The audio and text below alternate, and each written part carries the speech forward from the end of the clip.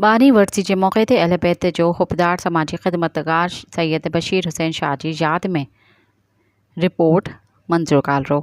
अॼु 3 में अहल बैत जे हुबदार ऐं अली पैलेस शादी हाल कासमाबाद जे मालिक सैयद बशीर हुसैन शाह जी 12वीं वरसी जी मुनासिबत सां संदसि इसाल सवाब लाइ मजलिस जा इंतज़ाम कया विया आहिनि।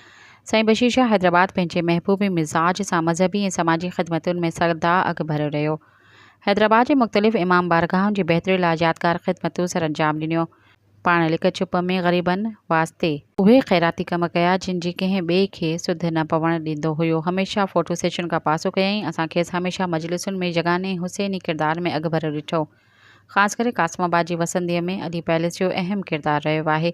जॾहिं घणो कुझु न हो तॾहिं अली पैलेस जा बल्ब रोशनियुनि सां झिरकंदा हुआ। शाह साहिब तरफ़ां अली पैलेस में शानदार मजलिसूं ऐं इमाम अली अलैहिस्सलाम जिन जी विलायतुनि जा जश्न ख़ूबसूरत अंदाज़ सां बर्पा कया विया, जिनमें कराची खां इंडिया जा मशहूर आलम सगोरा मदहू करे अहल बैत अलैहिस्सलाम जिन जी तबलीग में अहम ख़िदमत करे पंहिंजो ख़ुलूस शामिल कयो। सैयद बशीर हुसैन शाह जी वफ़ात बाद जेतोणीकि वॾो ख़ाल अञा भरिजी नाहे सघियो, पर पोइ बि संदसि औलाद ख़ासि करे सैयद फरमान अली शाह ऐं भाइर कंहिं न कंहिं रीति पंहिंजे वालिद बुज़ुर्गवार जूं यादूं ताज़ो कंदा अचनि। रब पाक नेक मर्द अहल बैत जे हुबदार ऐं अज़ादार इमाम हुसैन अलैहिस्सलाम सैयद बशीर हुसैन शाह जा दर्जात बुलंद फरमाए।